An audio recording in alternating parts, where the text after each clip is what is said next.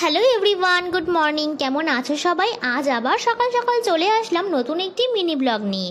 সকালে ঘুম থেকে উঠেই মধুলেবু দিয়ে একটু গরম জল খেয়ে নিলাম। আজ সকাল থেকেই আকাশটা মেঘলা মেঘলা হয়ে রয়েছে, হয়তো বৃষ্টি আসতে পারে। এরপর আমি কিছু ড্রাই ফ্রুটস খেয়ে নিলাম, তারপরে ব্রেকফাস্ট সেরে নিলাম। আজকে ব্রেকফাস্টের মেনুতে ছিল চাউমিন। এরপরেই ঝমঝমিয়ে বৃষ্টি চলে এলো। এখানে এত গরম, সব জায়গায় বৃষ্টি হচ্ছে, শুধু ভাবছিলাম এখানে কবে বৃষ্টি হবে। ফাইনালি বৃষ্টির দেখা পেলাম। তারপর দুপুরের খাবার বানিয়ে খেতে বসে পড়লাম। আজকে ওয়েদারটা বেশ ভালো লাগছিল, সেই জন্য বাড়িতে আর সময় না কাটিয়ে রেডি হয়ে বেরিয়ে পড়লাম ঘুরতে যাবার জন্য। কিন্তু কোথায় যাব বুঝতে পারছিলাম না।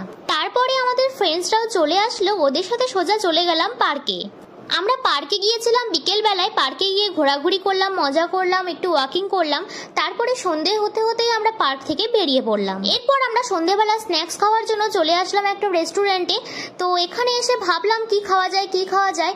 তারপরে মেনু কার্ডটা নিয়ে সবকিছু দেখছিলাম যে স্ন্যাক্সে কি খাওয়া যায়। তারপরে আমি ভাবলাম একটা মিল্কশেক অর্ডার দিই। তো এখানে আমি একটা চকলেট মিল্কশেক অর্ডার দিয়েছিলাম। যতই বৃষ্টি হোক না কেন বাইরে কিন্তু ভীষণই গরম, সেই জন্য ভাবলাম মিল্কশেকই খেয়ে নিই। অর্ডার দেওয়ার সাথে সাথে মিল্কশেকটা চলে এসেছে।